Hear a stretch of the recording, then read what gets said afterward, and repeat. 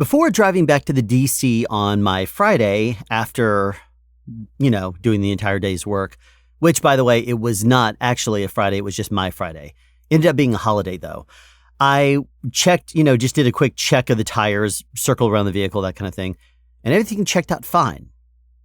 But when I got back to the DC, trailer checked out fine when I checked it back in, but the tractor had the right rear inside tire flat. So I called emergency roadside service, and this is as I was leaving. It was already a 13-and-a-half-hour day for me. So I was like leaving. It was by Friday. I turned in my keys on the tractor, and that's it. For me, I don't officially turn in the keys, but I basically say, okay, that's it. And I leave. Tell them I'm going to be gone for, my time off and then my home time, and then that's it.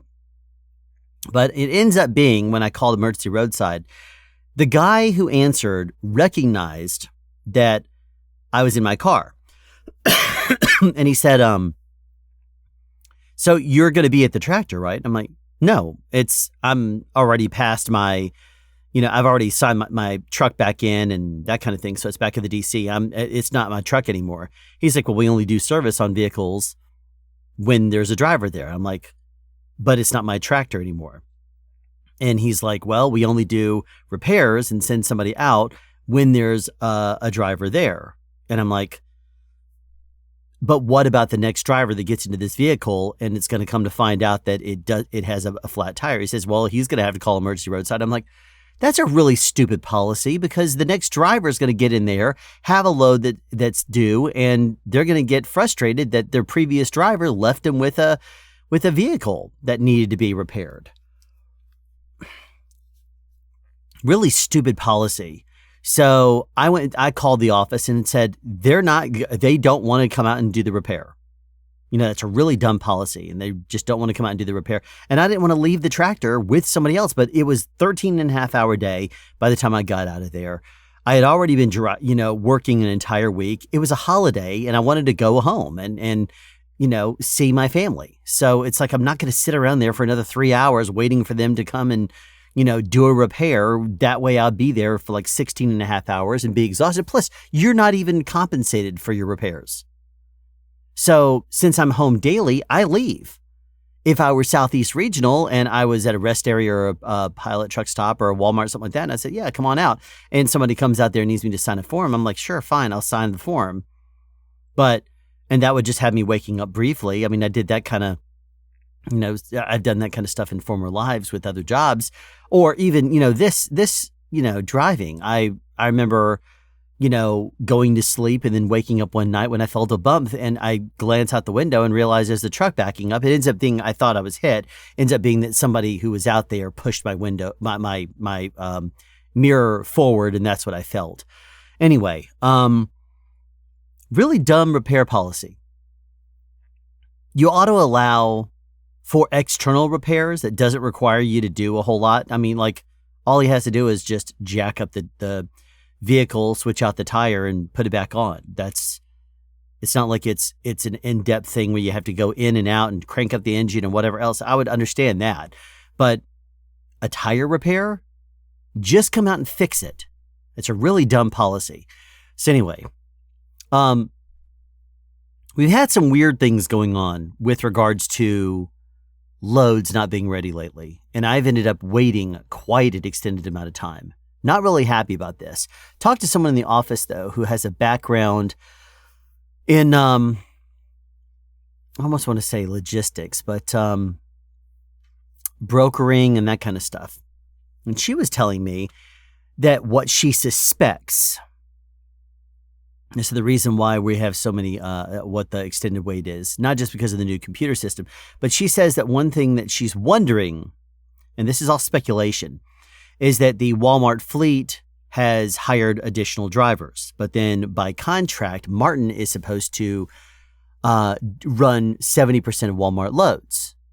So if they end up having, let's just say, 1,000 loads, and the fleet drivers would do 300 of those, and Martin does 700 of those. If they hire enough Walmart fleet drivers to, let's say, have 400, need 400, loads for those drivers, Well, then you can't just say, well, 600 of those go to Martin. Now Martin would have to increase as well by a fact. It would have to go up to, you'd have to have, what is that? Like 840, something like that.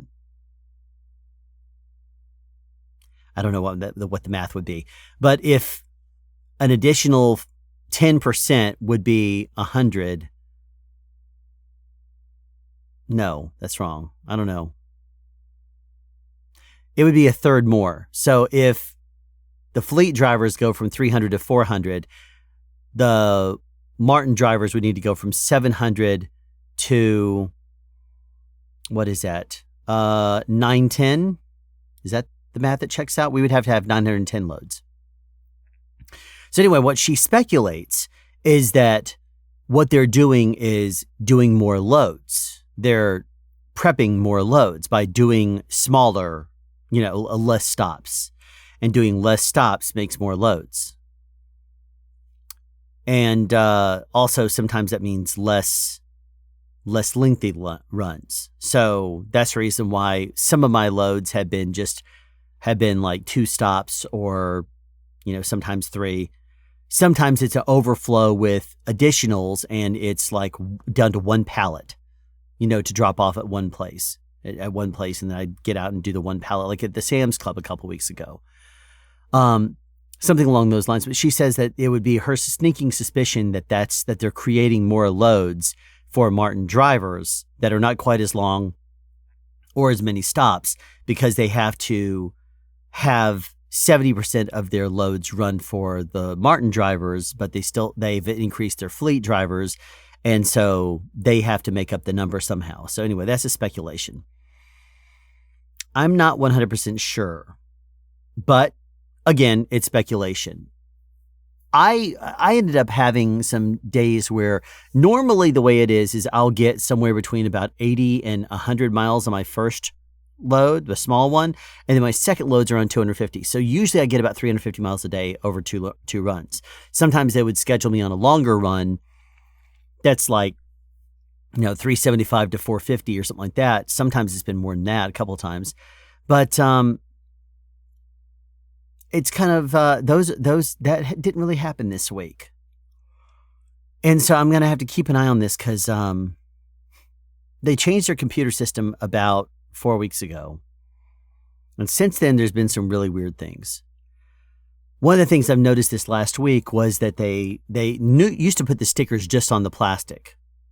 It's annoying when it's on the banana plastic because that stuff doesn't tear off. The sticker didn't tear off those at all without taking the sticker with it, which means you have to stretch the sticker in order to pull. You have to stretch the plastic in order to get it off the sticker without it, so that way you still have some adhesive. But the annoying thing to me is that they've been putting the stickers on cardboard. So you go to pull the sticker off and it pulls up the cardboard and you don't have any sticky to put the sticker down on their paper. The one saving grace is that they have been putting the sticker around the corner. So there's 2 different barcodes on the sticker, one on the left, one on the right. But they've been putting it around a corner so that way you can technically access it from either side of the pallet. And that's good. If we could scan the barcodes, it'd be even better. But right now what I'm having to do is tear it off in order to archive it. So maybe in the next few weeks, hopefully the sooner the better, we'll be able to scan those barcodes and that way we won't have to deal with that anymore. Anyway, let me tell you about my week. Monday, I woke up and I was well rested. It had a nice noise ordinance. And then after the noise ordinance run, which is, one of those short ones that's like 80 miles or something like that, 80, 90, I had Blue Ridge and East Ellijay. So I was happy. I smiled and rolled right over, went back to sleep. Very well rested. I got up at 3:30 and took my time in getting into the office. I arrived and pre-tripped the trailer, the truck by 5:30, but the load still wasn't ready yet, and it wasn't until 6:45. And the previous driver who had driven that truck had left me with between 1/8 and 1/4 of a tank of fuel, and only 1/4 of a tank of DEF.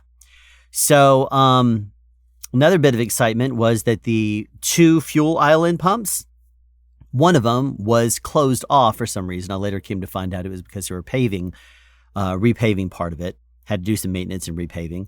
Anyway, the computer in the loading area where that loads up the trailer, it was screwed up for some reason. And so when I arrived in Duluth, they were missing 4 pallets. And I have no idea why.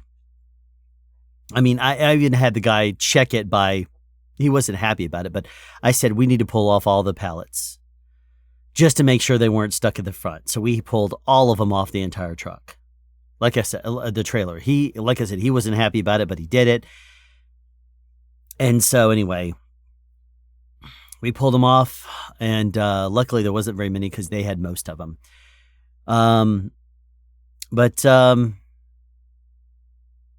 So anyway, we had to pull off like 4 meat so I could check the stickers in the row, but and get back deeper. But some of them I could see, some of them I couldn't. But anyway, so it was what it was. Anyway, so because I got out of there so late and stuff like that, they ended up having 4 pallets missing. So I got out of there about 9-10 p.m., which noise ordinance means basically you have until like 9 or 10, depending on the store. This was a 9 p.m. store. So I rushed and got there. It took a while to unload anyway. So, I arrived to the Lawrenceville, Collins Hill, because that was Duluth. I've been to Duluth many times before. I arrived at the Lawrenceville at Collins Hill just after 9:30, and despite a couple of pallet collapses, which required me to press on the sides, because it was light produce. I mean, basically, like the pallet collapses and the whole pallet starts to lean. I could stand back and just say, okay, it is what it is. But if the pallet ends up falling over, then they're going to have to restack it. So since it's produce, it's light, I just kind of gently push up on the sides, which keeps it from falling over. And then once they pull it out, they back out their pallet jack. They come around from the other side and pick it up. So that way it's leaning into the pallet jack. Then they move it over. So it's a lot better. Anyway, we were done. It was light produce. I was out by 10:10. I arrived unhooked at the DC at 10:45. Apparently the loaders were taking lunch. I hate it when people take lunch because it throws me off. Anyway, damn load sat at 65% for 30 minutes and then 95% for another 30 minutes. It was getting finally ready around 12:15, and I got out of there at 12:30 with the load. I knew it was going to be delayed. I was going to be delayed waiting for the trailer leaving the dock, and that kind of stuff. Anyway, it was going to be bad. It was going to be bad because I was going to be arriving at my store, at my stops, and it was going to have me competing with people in the docks. So I just knew this. Anyway, I fueled up because I had to at that point because, I was running low. And then I raced to East Ellijay, arriving at 3:15. I really wish if I would have known it was going to take so long, I would have fueled up on my way back to the DC. But anyway, I fueled up on the way to East Ellijay. I arrived at 3:15 a.m. Somebody was yelling at me through the door, behind the door, and said to go around. Just as soon as I banged on the door, they said, yeah, run on around. And I got inside. They were very slow to move because they just returned from lunch. 3:15 a.m. Horrible. Took them nearly 20 minutes for the manager to show up, but the 13 pallets were unloaded fast, pretty quickly, I guess. And I was out by 3:46 a.m. and to Blue Ridge by 4:08. And sure as the world, there was a Pepsi truck in the dock. Luckily, he only had 4 pallets to unload, and he unloaded them and didn't futz around like many other people do, moving pallets in and out, and moving this in, and then, standing there to verify the load. He went ahead and offloaded the 4 pallets. Then he moved out so that way I can move into the dock. And then he went back inside with the person there and verified the load with them, which requires looking at the device and saying, okay, there's 6, of Pepsi Max or Pepsi, cherry, wild cherry. There's, this of this and this of this. And they have to go through and verify it's all there.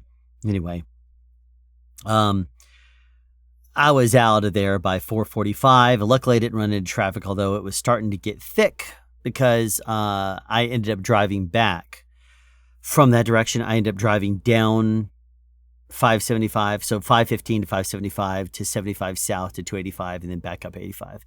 to 316. It was not. It was despite being at that time in the 6 o'clock hour when I was going through there, wasn't any traffic. I got done and I was homeward bound by 7:30 on Tuesday. I went to bed that night, but I ended up getting up early and I was well rested, so I went on in pre-trip, got the paperwork, and was ready to start. But my computer, my OmniTrax, said I was still out of hours. I always log in because it takes like 15, 20 minutes to sync up and do its thing and wake up. So I do that as I'm pre-tripping the truck and that kind of stuff. And I got my paperwork, but it still said I was out of hours. It had not been 10 hours since I was off. That's annoying because I was ready to start work and I was well rested. It's just the thing doesn't care. It's the FMCSA and the DOT guidelines. So I looked at the clock and I was like, well, what could I do? The only thing I could do was wait. I mean, I guess I could have gone back and edited hours and that kind of stuff and changed it, but wouldn't technically be legit to edit hours and shorten whatever it was in order to get back to work. So I looked at it. It was only going to be about another 10, 12 minutes. I was like, okay, fine. I just sat there and waited. So, actually, I take that back. It was closer to 20 minutes because I basically entered everything into the computer. And then it had to wait an additional 12 minutes. And so that 10-hour clock was finally my 14-hour clock was reset because it had hit 10 hours. And I was finally ready to hit the road. I was assigned Duluth, Dunwoody, and Jasper, and then Winder Commerce. So finally, having had my clock reset, grabbed the trailer and was out by 5:45. I hate wasting time, especially at the start of, starting a clock. So anyway, I got to Duluth by 6:45. Nobody was in the dock, so I ran around. Couldn't find anyone to help me until about 7:10. Was unloaded of the 4 pallets I had in all of 7 minutes once I finally found somebody. And I arrived in Dunwoody at 7:38 p.m. and there was a fleet truck in the docks. Did the workflow, went ahead and did the workflow and stuff like that. And 3 minutes later, he was gone. Door was open, so I went straight in. They expected me there. The dock door was open, so we were unloading and in moments, and I was done in 35 minutes. I arrived in Jasper just before 10 p.m. and nearly 45 minutes in 2 different construction delays is how much I was delayed because basically they were doing construction on 285 and on 575, which delayed me about 45 minutes. And anyway, there was an Asian girl working in the dock at that Jasper location. She was on the ball and fast. Nice personality, on just like, let's go. And she had me unloaded and out of there in like 20 minutes. Awesome. Construction blocking 4 lanes on I-85 northbound. And so as I went back around, so the GPS routed me to go on to 20 eastbound, and as opposed to having 4 lanes dealing with that on 85 north, I was like, you know what? I'm going to go ahead and go down to 20, which is like it's normally about like 4 extra miles and like slightly longer. Okay, I got really frustrated though, because you know how you have sometimes these long exit ramps that exit into like a bridge and it goes up and over the highway and or the interstate, and then it loops back so that way you can enter. Well, they're doing construction right there. So instead of closing off the interstate so that way you can't even enter that bridge to loop up and over, which would make sense if the police officer closed it there, instead they closed it partway down that ramp. And it just so happens they closed it right after I started to enter. So I'm creeping along. And I'm like, why are you going? Why are you stopping everything? Because it was a police officer and there was a flashing yellow light pickup truck that was a construction truck. And then they slowly went like literally 1 mile an hour until they got around the corner. Then we sat there for 30 minutes. And I tell you, we just sat there for 30 minutes while they were taking a piece of the highway, the bridge that they're installing. They closed it so that way they were going to be installing the bridge up and over that part of the road, and they didn't want to be operating as people were driving underneath it. I understand why they closed it off, but it was extremely inefficient. If they didn't want us going down that way because they were just going to close it off anyway, cut it off at the source, cut it off right at the exit. So that way, if you stop it there and we can't take the exit, we can drive on past, take back roads or take the next exit and then turn around and go back. Anyway, government, I tell you. Got back to the DC and my load was at 92%. An hour later, it was 92%. So they changed me to a Lawrenceville Norcross road, and now I'm between half a tank and a quarter of a tank of fuel again. I arrived at Lawrenceville at 2:40, and after a few minutes, ran around, took nearly 20 minutes for a manager to come back and unloading me, and he complained at me because I came during their lunch hour. I'm so tired of lunch breaks.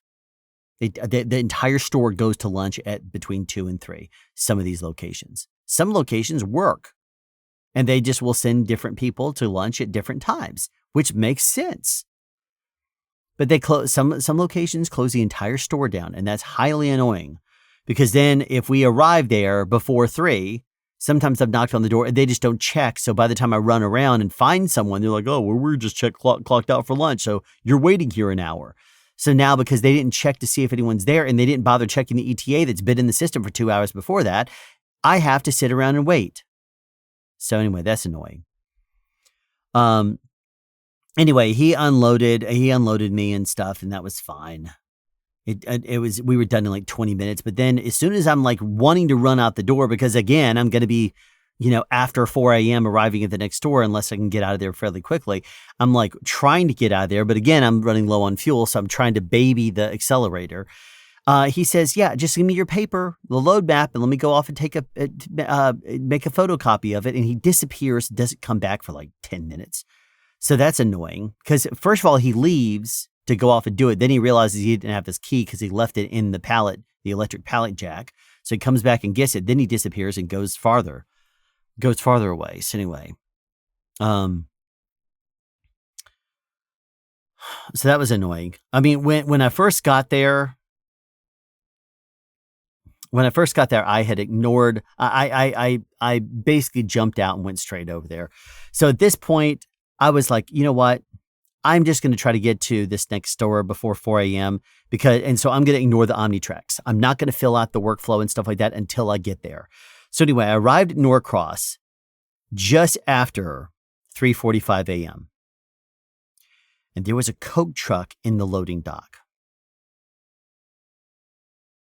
They only have one loading dock there in the grocery area. Well, I pull up there. He spots me. And luckily, he had enough sense to pull out because he spotted me and he knows the game. So I come to a stop and I was about to jump out and go get him because, go over and talk to him. But as soon as I opened up the door, I see him starting to pull forward. So I jump back in and he looks at me and does this number, and I'm like, and I just nod at him. And so he pulls all the way on up. So that way I can pull up there back into the loading dock. And as soon as I did, I jump out of the truck. I run over to the door. I start banging on the door for a while. It takes him like 5 minutes or so to open up the door. And I tell you, there was right as I was knocking on the door, another truck pulled up. So if I had been any bit later, like a couple of minutes later, so if I had done the OmniTracks, there's a possibility I would have come in after that truck. And then I would not have been seen by the Coke truck, and he would not have known to pull up to clear out for me. So I would have been behind this other truck. The Coke truck never would have seen me. The Coke truck would have unloaded. Then the other truck would have probably pulled up and then backed in there, and I would have been stuck there forever. So I'm glad it happened the way it was. I'm going to just make a point to always ignore the OmniTracks if I'm starting to run close to the 4 o'clock a.m. time. So anyway, I was in the dock and I kept knocking and ran around after a few minutes. And then I had to find,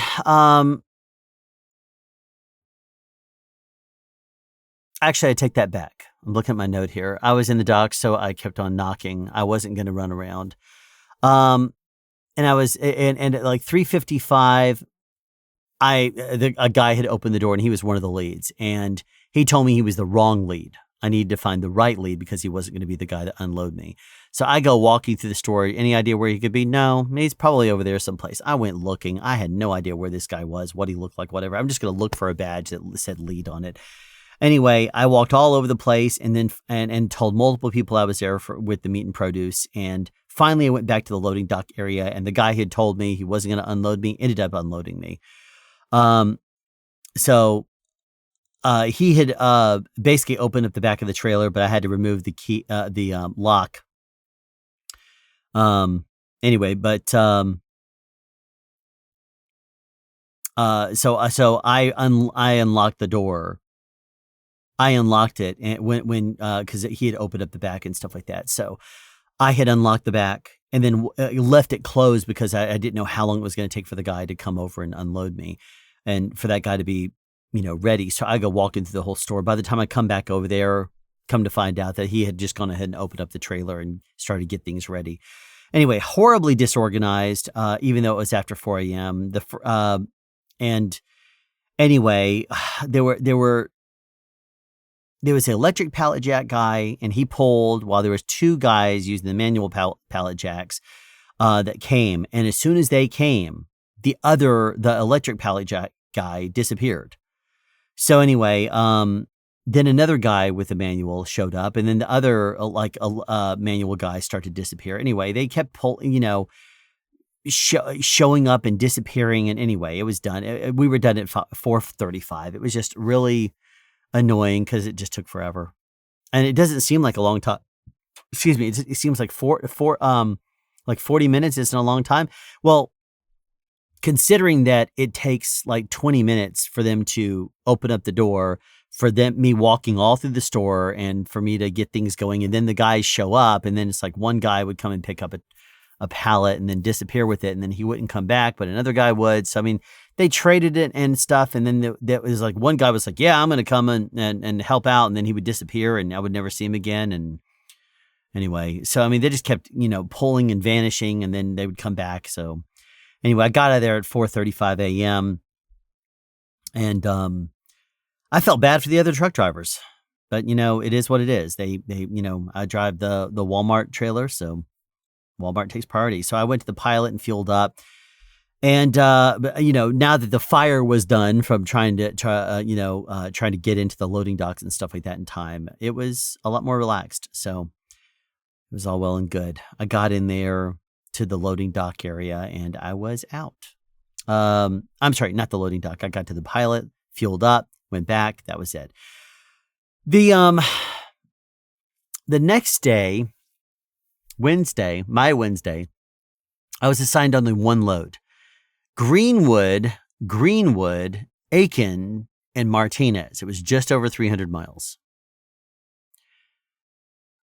Now remember that some drivers are not getting 250 miles at this point because of the new changes and some of the weird stuff that they were doing with loads. So I was very happy to get over 300 miles on this.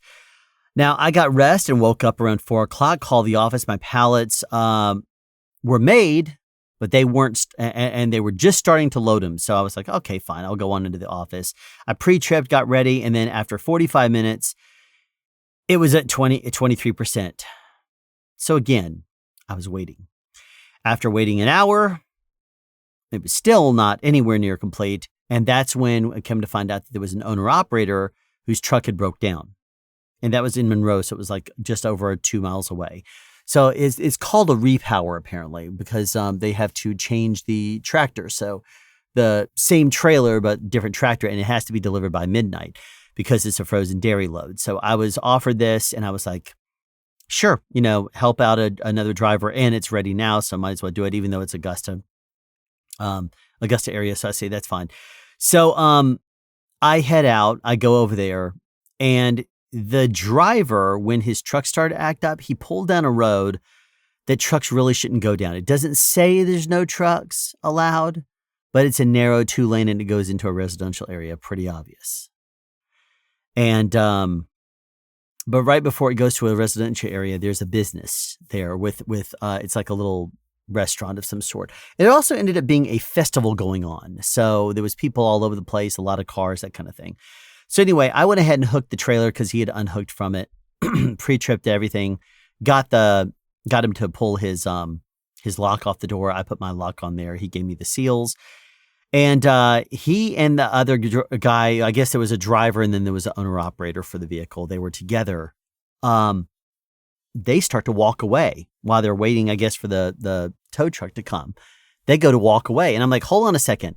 I'm never going to get out of here because I can't turn around on a 2-lane road. And so I was like, I can't figure out. I mean, Monroe is at this point busy. So I'm thinking I might have to back down the road and then back onto the road and then go. But I'm contemplating if we should call 911 and have somebody, direct me to do this. But when I say, hey, could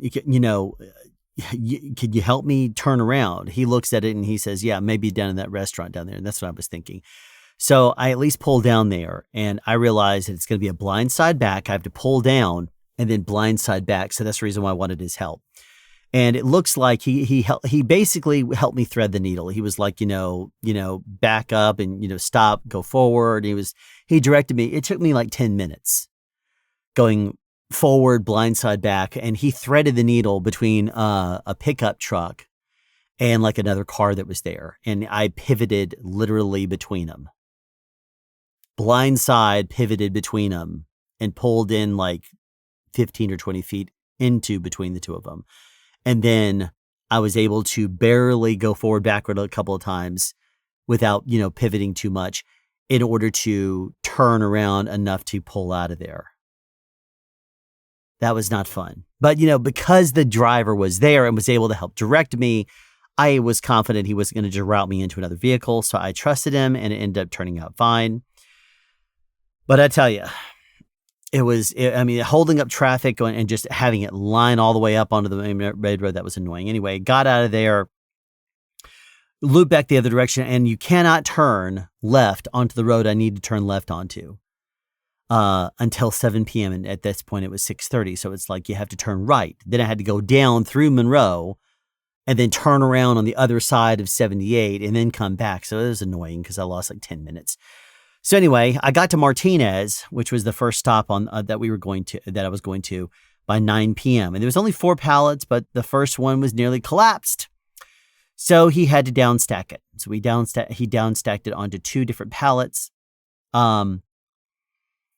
So as he's, and so he does that, and that like basically took 20 minutes to get up to that point. This whole thing, by the way, was Martinez, and then there was 2 north of Augusta stops, and this was frozen dairy. So had to be done by midnight. Sacrificed basically 50 miles to take this load because it was going to be about 250 some odd miles. Anyway, so we had 2 pallets in the next section. So he basically had to move 7. He pulled his 4 off the back. Then he had to move 7 to get to his other 2.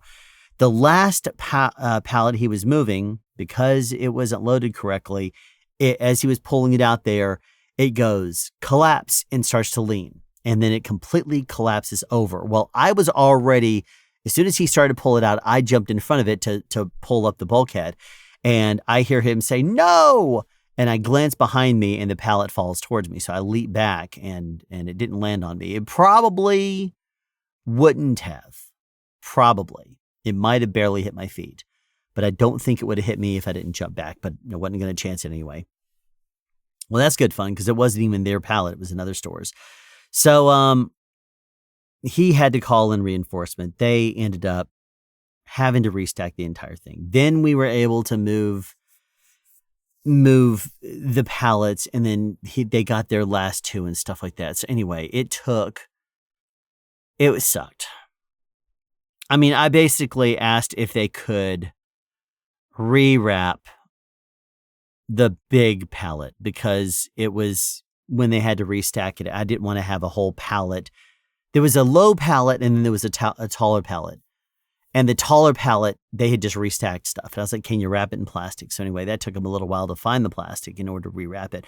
There was an older guy that grabbed the manual pallet jack and they helped shift it around. But then there was the pallet was in such bad shape it had collapsed on the underside. So when they go to lift it, it was lifting up on it was lifting up square, but then as soon as you drop it, it was leaning. So he had to lift it up all the way, and then we had to reach under there and pull out this block of 4x4. Anyway, it was really annoying. So anyway, that took all this extra time. So it would have been a lot easier if they had an electric pallet jack that was actually charged.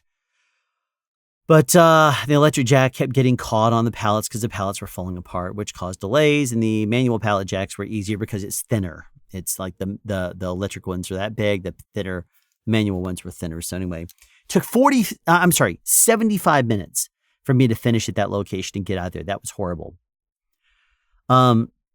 Got to my next North Augusta store, and because we'd already shifted everything, the last two stores should just be a straight pull.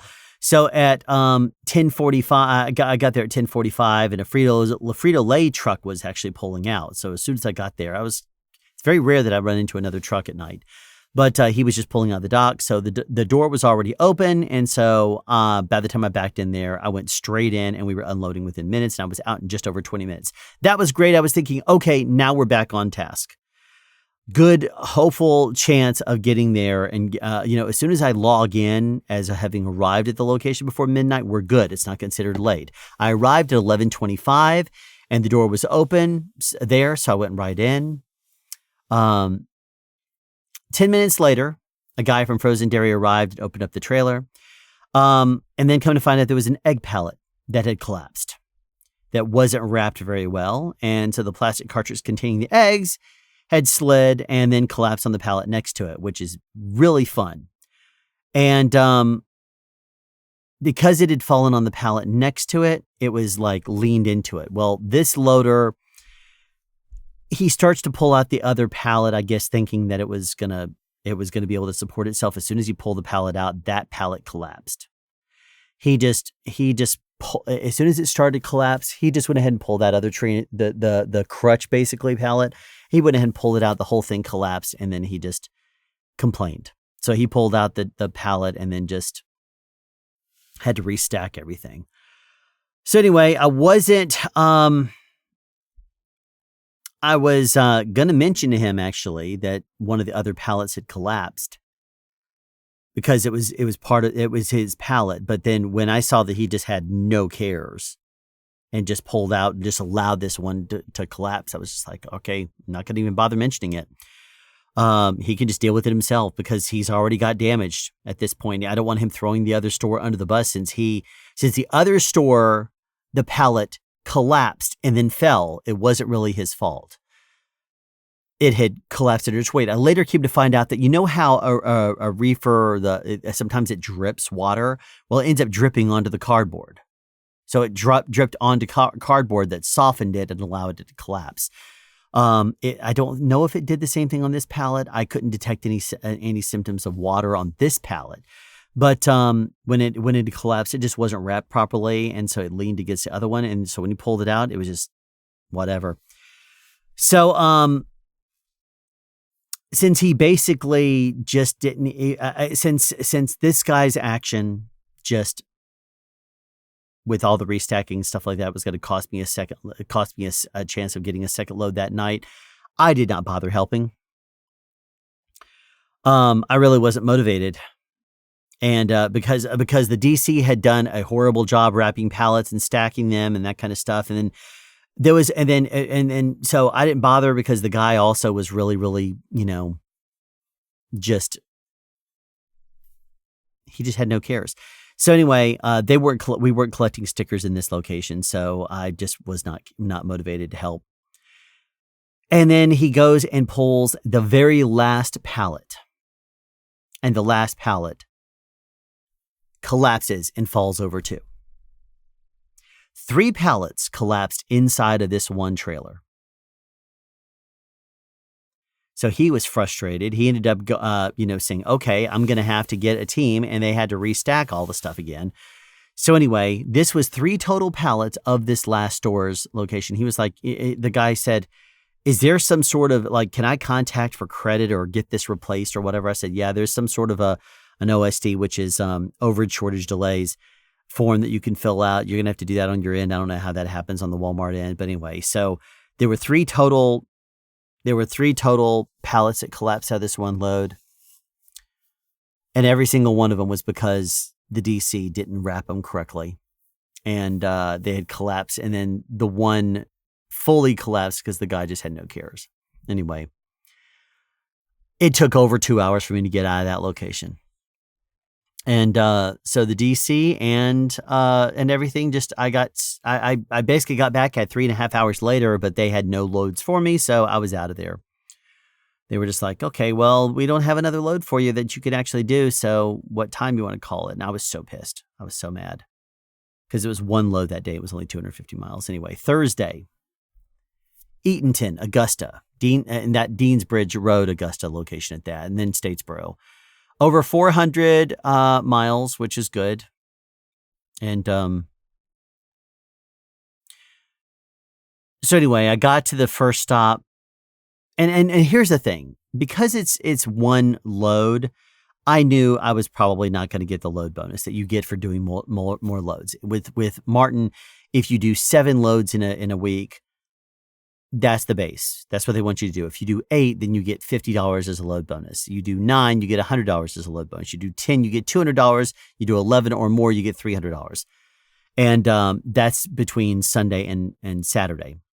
So anyway, the potential of me getting a load bonus is only really going to happen once every 2 weeks, because when I go home for 3 days, that has me only working 4 days in that pay period, and I have to do at least 8 jobs within that 4 days, which does happen, but that means I'll only get a potential of $50 as a load bonus. So on the other days, when I have 5 days in that pay period, then if I get 2 loads a day, then I can get up to $200 as a load bonus. So anyway, it's a really annoying thing. I wish I wasn't slip seat on a 5.253. I wish I was just 5.2. Anyway, I know that I can technically work additional days, but I'm not going to do that. Schedule me what you want me to work. Anyway, I'm not going to be there to benefit the company, because the company decides to shaft me by making me do this because it's convenient for them. I'm not issued a truck. I'm issued a truck every single week. Sometimes they change up my trucks midweek. So I'm not overly interested in helping them by doing additional loads unless it serves my purposes, which you could argue is money. And that would be correct. But there's a lot of things to do on the other days too. So anyway,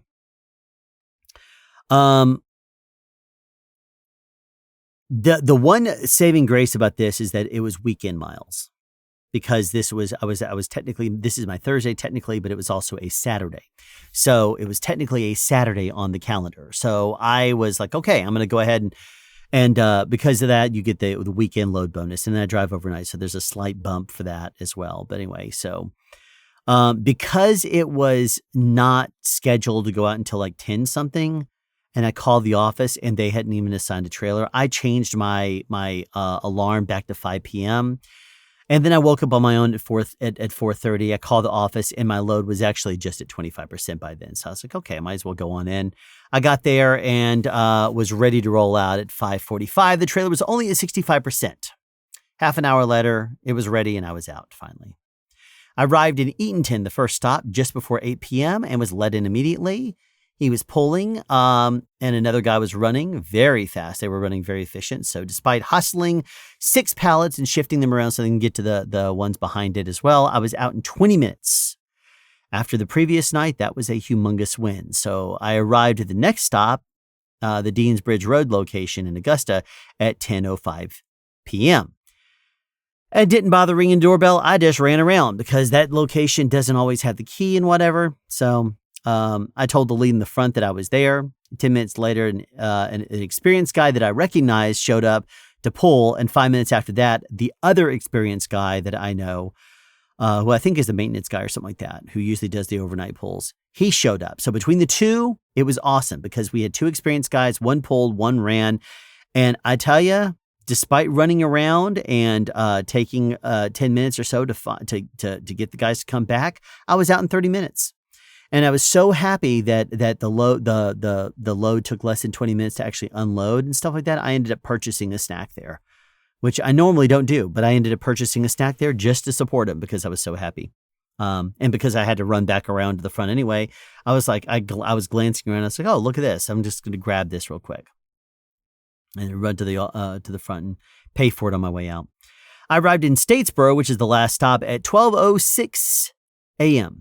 I rang the doorbell without an answer. After 10 minutes, I ran around. 5 minutes later, a guy was in the loading dock, but it took nearly 10 minutes to get the manual dock leveler up before we could unload because it was just acting up.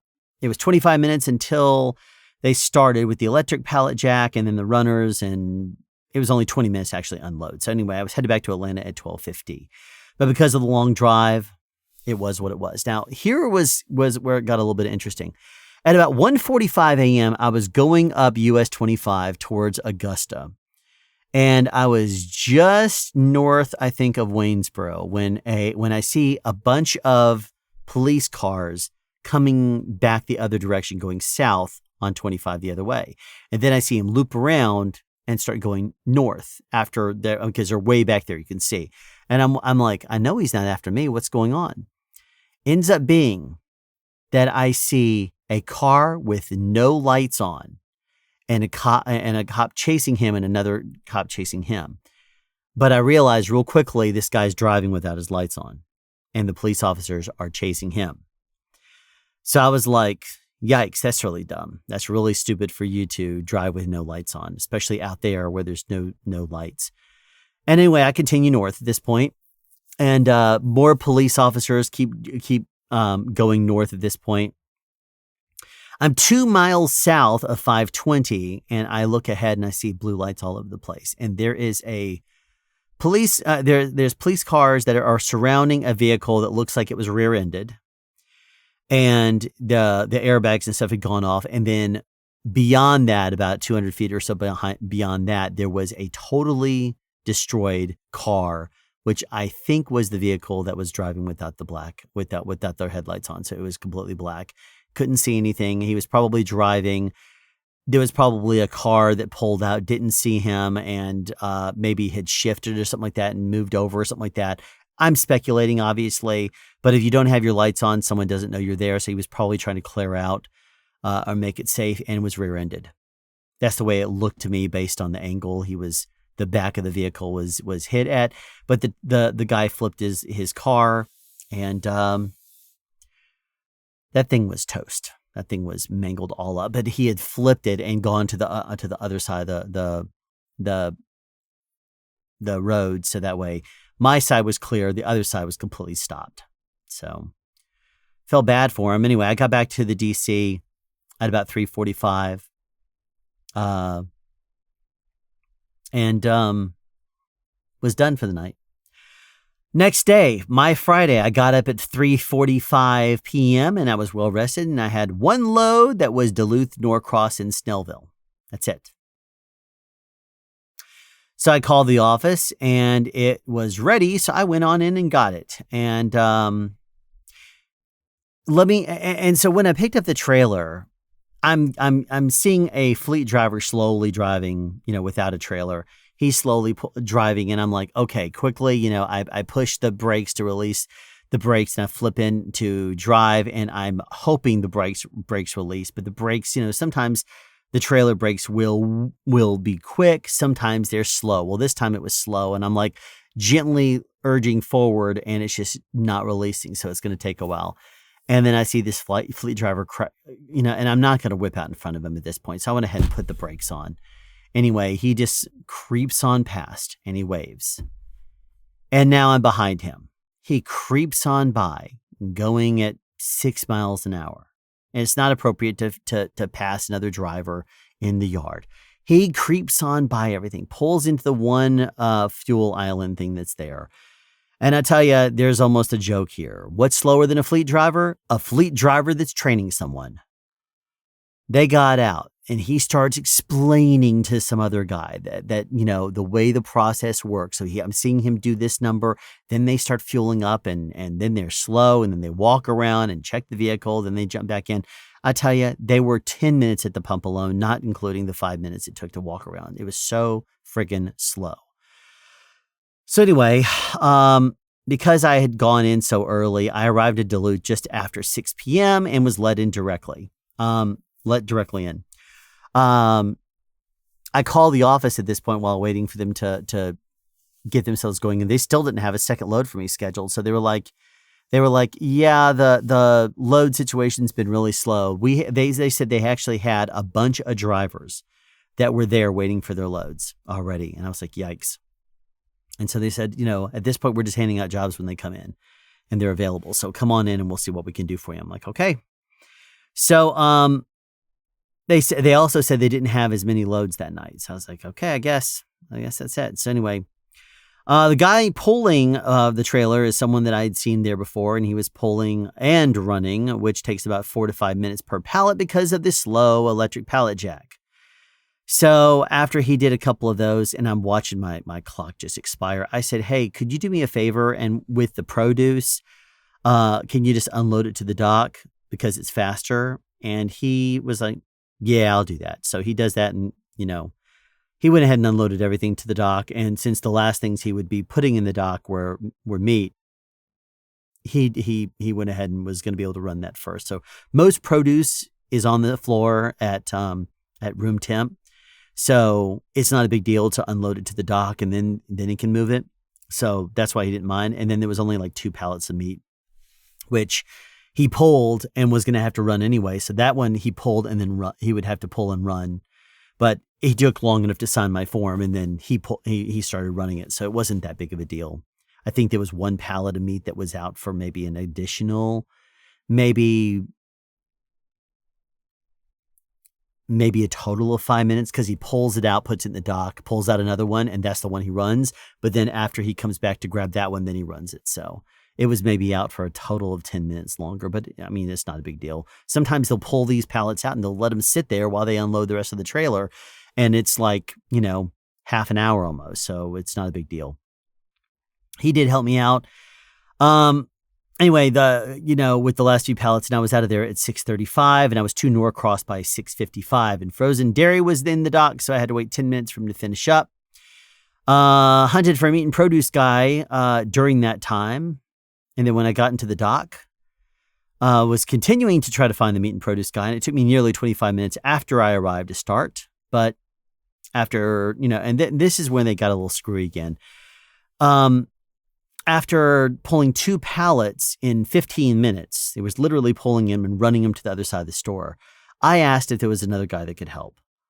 And because a manager or a lead or somebody walked over and says, is someone helping you? I'm like, yeah, he's pulling, but he's taking like 10 minutes per run, because I guess he's running it through the store that was open at the time.